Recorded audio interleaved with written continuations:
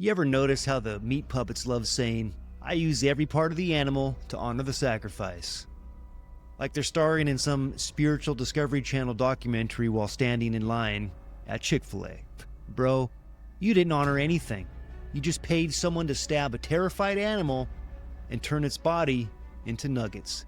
That's not sacrifice. That's outsourcing violence with a side of dipping sauce. Meanwhile, vegans are over here like, I honor the animal by, wait for it, not killing the animal.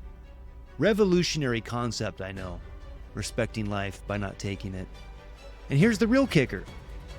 The same people talking about respecting the sacrifice are also the ones speedrunning heart disease, cancer progression, diabetes, dementia, erectile dysfunction, and inflammation like it's an Olympic sport. All from the same foods they're calling sacred. If you really respected animals and your own arteries, you'd leave animals the fuck alone and eat the foods proven to reverse disease instead of fueling it.